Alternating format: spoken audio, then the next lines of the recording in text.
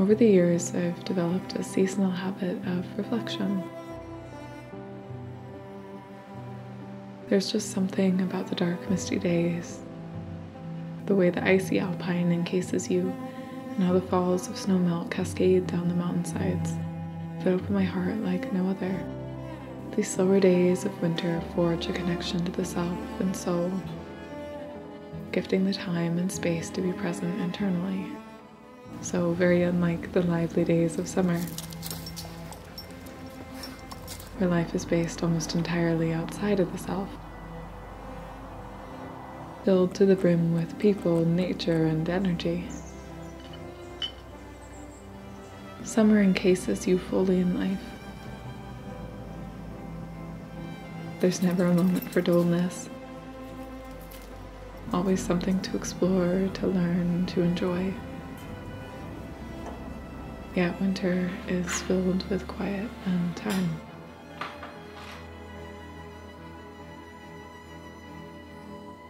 It's still so deeply beautiful in its own way, and a time I often long for when we near the end of summer.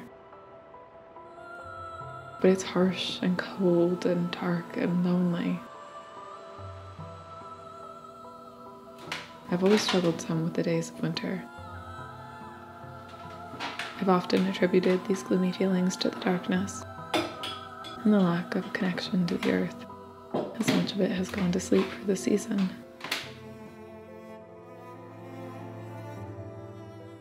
But I'm realizing now that it's the empty time that is truly what wears at my soul.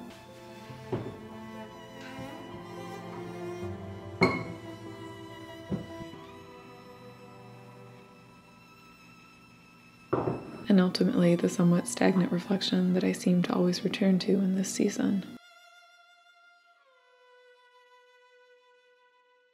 I've spent many of my winters re-examining the stories that make me who I am, picking them apart into as many pieces as I can, trying to understand how they've sculpted me through time. But this year, unlike those before, I've decided to be more active with my reflections, accepting that which I had yet to, learning to feel the heartbreak that those memories bear, while also working to develop the wherewithal to move forward from them, truly immersing myself within them, instead of simply observing them as though they are pieces of myself only meant to be watched through something like a screen.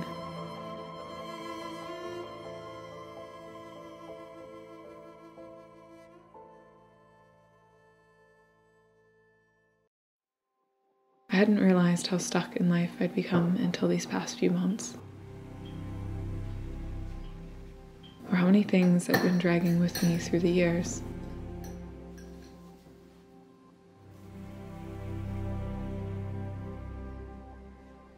It's a tricky feeling to open yourself up to the true depth of your experiences,